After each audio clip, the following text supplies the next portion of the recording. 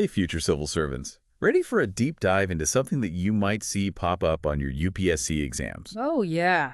Today, we're going to tackle a major shift in India's education system. Okay. The end of the no detention policy. You know, the one where students got promoted up to class 8 no matter what their grades were? Right. Sounds like a dream, Red. It does. No, not so fast. Yeah, it's true. The policy had its heart in the right place. Yeah. The idea was to reduce stress on young kids and keep them from dropping out of school altogether. Yeah. But as with many well-intentioned policies, it created some ripples. Right. Some might even say waves that we need to examine. Exactly. And those waves are crashing right onto the shores of your UPSC prep. For sure. So buckle up as we break down why this change happened, Okay. what it means for students and teachers, and how it fits into the larger landscape of Indian education. All right, so let's start with the why. Okay. Imagine you're a policymaker. Looking at international trends in education, you see countries around the world focusing on learning outcomes, on making sure that kids are actually mastering skills, not just moving through grades. Kind of like how the National Education Policy 2020, or NEP 2020, put a spotlight on competency-based education. Yeah, exactly. Is this no detention debate unique to India, or are other countries wrestling with this too? That's a great question, and one that UPSC examiners love. Oh. While the specifics vary, this tension between access to education and ensuring quality is a global conversation. Some argue that promoting students regardless of performance can lead to a decline in overall academic standards. Right. Others worry about the impact on students from disadvantaged backgrounds who might need more support to succeed. Yeah, it's a tough balancing act for Yeah. sure. So where does India stand now? Okay. What's the official policy change? Well, the government has decided to do away with the no detention policy for classes 5 and 8. Okay. In all central government schools. Got it. We're talking Kendriya Vidyalayas, Jawahar Navodaya Vidyalayas, and like over 3,000 institutions in total. Okay, so a pretty big move. But Yeah. wait, Yeah. isn't education a state subject in India? It is. Does this apply across the board? You're sharp. Yeah. You've clearly been hitting the polity books. Well, You're absolutely right. States have the power to chart their own course in education. okay. So while the central government has made this change, some states are on board. Okay. Some are still deciding, and others are sticking with the no detention policy for now. Interesting. It's almost like a patchwork of different approaches across the country. Yes. Very much so. For our listeners prepping for the UPSC, Yeah, understanding this decentralized structure is key, right? absolutely. A question on the roles of the central and state governments in shaping education policy wouldn't be surprising at all. Okay, so let's dig into the why a bit deeper. Why did the central government and some states feel the need to make this change? Sure. Was it just about international pressure, Okay. or were there more specific concerns? It was a confluence of factors, really. Yeah. The Central Advisory Board of Education, or ABE for short, Okay. this is a key advisory body to the government, had been flagging concerns about learning outcomes for a while. Right, and this wasn't happening in a vacuum. No. Remember, the NEP 2020 had already laid the groundwork Yes. by emphasizing a shift away from rote memorization Right.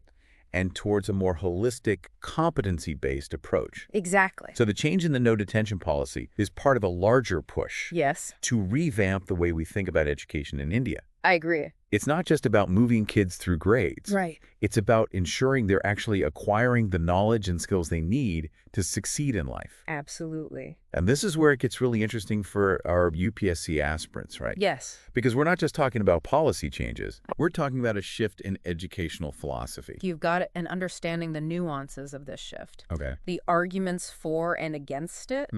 The potential challenges, that's the kind of deep analysis that'll help you craft those stellar answers in your mains exam. Okay, so we've established the why. Okay. But what does this new policy actually look like in practice? Okay. What are the key provisions?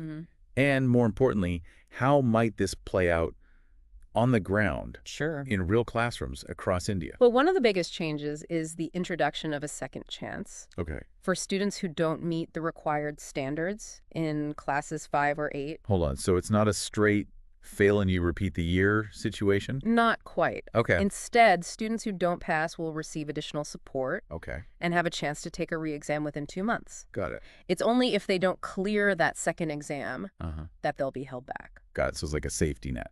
A chance to catch up before facing the possibility of repeating the year. Precisely. And it's not just about cramming for a retest. Yeah. Remember, the emphasis is on competency-based assessments. Right. So the focus is on making sure students understand the concepts and can apply what they've learned. So tell me, what would a second chance actually look like for a student? Well, imagine a student in class 5 who's struggling with math under the new policy. Instead of simply failing and moving on, they would receive targeted support from their teacher. Perhaps extra tutoring or remedial classes. Right. The re-examination would focus on assessing their understanding of the core math concepts, not just their ability to memorize formulas. That makes sense. It seems more focused on actually helping students learn rather than just weeding them out. Exactly. And to make this happen, teachers are going to have a much more active role in identifying learning gaps and providing individualized support. So this isn't just a policy change. It's a shift in the way we think about teaching and learning. Absolutely. And that's what makes it such a fascinating topic for our UPSC aspirants. Yeah. It's not just about memorizing facts and figures. It's about understanding the implications of this shift for teachers, students, and the entire education system. And that brings up an interesting point. Yeah. How will teachers adapt to these new expectations? Right. Will they need additional training or resources to effectively implement this new approach? That's a great question. It's one thing to change a policy on paper. But actually making it work in thousands of classrooms across India, that's a whole other challenge. Exactly. And it's something our UPSC aspirants need to think about. Yeah. After all, policy implementation is a key theme in public administration, isn't it? There. You're hitting all the right notes for our future civil servants. I try. So what are some potential roadblocks we might see in rolling out this policy change? Well, one obvious concern is teacher preparedness. Yeah. Shifting from a system of automatic promotion to one that requires more individualized attention and support. Right. That's a big ask for teachers who are already stretched thin. Especially given the existing challenges in many Indian schools. Yeah. Large class sizes, limited resources, you name it. Exactly. How can we ensure that teachers have the support they need to make this work? This is where the role of school administrators becomes crucial. Right. They need to provide adequate training and resources to help teachers understand the new policy, develop competency-based assessments, and create individualized learning plans for struggling students. It sounds like we're talking about a whole system overhaul. Yes. Not just a tweak to the rule. Precisely. And it's not just about training teachers. Right. Think about the infrastructure needed to provide those second chance opportunities. Yeah. Remedial classes, extra tutoring sessions, all of that requires resources and planning. So it's not just about academics, right? Right. If a student's struggling, Yeah. it might be because of factors outside the classroom. Poverty, lack of support at home, health issues. You're absolutely right. Addressing the root causes of learning difficulties is crucial. Yeah. This is where a collaborative approach is key. True. Teachers, school counselors, social workers, even parents. Yeah. Everyone needs to work together to create a supportive environment for students to thrive. So it's about connecting the dots between education policy and broader social issues. Another key theme for our UPSC folks to keep in mind. Exactly. And this brings us to another potential challenge. Okay. The risk of increased dropout rates. That's something that many educationists have been worried about, right? There is. The fear that students who might have been masked by the no detention policy will now face the pressure of exams and the possibility of failing, which could lead them to drop out. It's a valid concern, especially for students from marginalized communities who already face a multitude of barriers to education. So how do we prevent that? Okay. How do we make sure this policy change doesn't inadvertently push vulnerable students further away from the education system? Well, one important safeguard built into the new policy is the emphasis on continuous and comprehensive evaluation, or CCE. Right, CCE. That's something our UPSC aspirants should already be familiar with. Yeah. It's about assessing a student's progress throughout the year. Yes. Not just through a single high-stakes exam. Exactly. And by integrating CCE with the new detention policy, we can create a more holistic and supportive learning environment. It's about tracking progress, identifying learning gaps early on, and providing timely interventions before a student reaches the point of failing. So it's about being proactive rather than reactive. Yes. Instead of waiting for a student to fail, Yeah. we're constantly monitoring their progress and providing support along the way. Precisely, and this is where technology can play a huge role. Imagine using digital tools to track student performance, identify areas where they're struggling, and personalize learning pathways. Wow, that would be game-changing. Oh, yeah. It's like having a personalized tutor for every student. And that's the kind of innovation that India's education system needs to embrace if we want to truly empower our students for the future. Okay, so we've talked about the potential challenges of implementing this new policy. Okay. But what about the potential benefits? Sure. What are some positive outcomes we might see? Well, one of the biggest hopes is that this change will lead to an improvement in overall learning outcomes. Okay. By introducing some level of accountability, the idea is to motivate students to take their studies more seriously and develop a stronger foundation in core subjects. So it's about raising the bar, setting higher expectations for students, and giving them the support they need to meet those expectations. Exactly. And that can have a ripple effect, not just on individual students, but on the overall quality of education in India. And that's something we all have a stake in, right? We do. A well-educated citizenry is the foundation of a strong and prosperous nation. Absolutely. And it's something our future civil servants will be directly responsible for shaping. Right. So understanding the nuances of these education policy changes is crucial for their success. Speaking of success, let's talk about what it takes to make this new policy work. Okay. We've touched on some key ingredients: teacher training, resource allocation, parental involvement.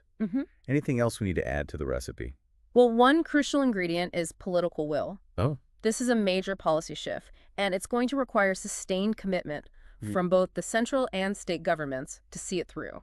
That means allocating adequate funding, monitoring implementation closely. Yes. And being willing to adapt and adjust course as needed. Exactly. And it also means engaging in open and honest dialogue with all stakeholders, teachers, students, educationists, to address concerns, gather feedback, and make sure the policy is serving its intended purpose. It's about creating a system that's responsive to the needs of everyone involved. Precisely. And that brings us to another key ingredient, public awareness. Right.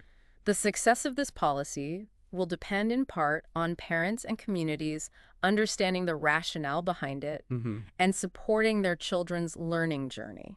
So it's not just about what happens in the classroom. Right. It's about creating a culture of learning that extends beyond school walls. Absolutely. And that's where effective communication comes in. Yeah. The government needs to do a good job of explaining the policy, addressing concerns, and highlighting the potential benefits for students and society as a whole. It's about building trust and buy-in, right? Yes. Making sure everyone understands why this change is happening and how it can ultimately benefit everyone. Exactly. And that's why platforms like this podcast are so important. Yeah. Having these conversations by breaking down complex policy issues into digestible nuggets of knowledge. Right. We can help empower citizens to engage in informed debate and contribute to positive change. Well said. And for our UPSC aspirants, this deep dive is a perfect example of how seemingly niche topics like education policy can actually be incredibly relevant to their future roles as civil servants. Absolutely. Whether they end up working in education directly or not, Right. understanding these broader trends and challenges in India's social sector will be crucial for making informed decisions and contributing to effective governance. So as we wrap up this part of our deep dive, let's remind our listeners why this topic is so important. Yeah. Not just for exams, but for understanding the future of India itself.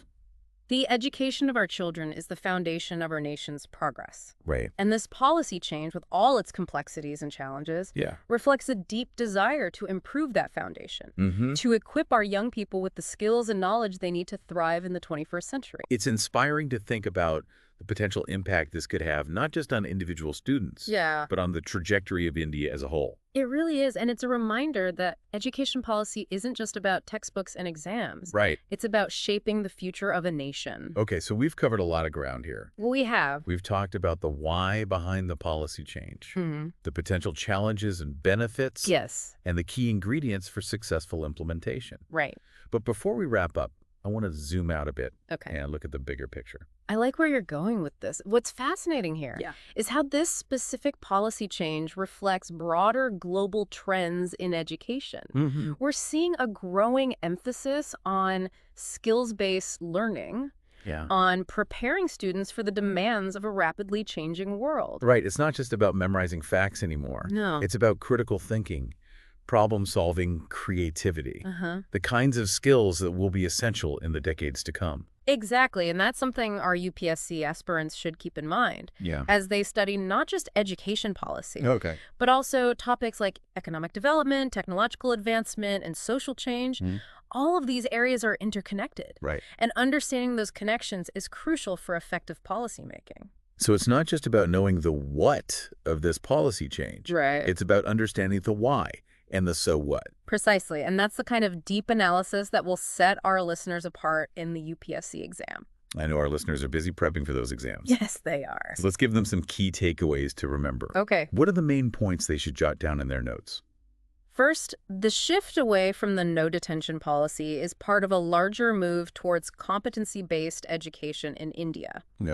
This is in line with global trends and reflect a growing focus on learning outcomes and skills development. Got it. So it's not an isolated change. Yeah. It's part of a bigger picture. What else? Second, the successful implementation of this policy will depend on a number of factors.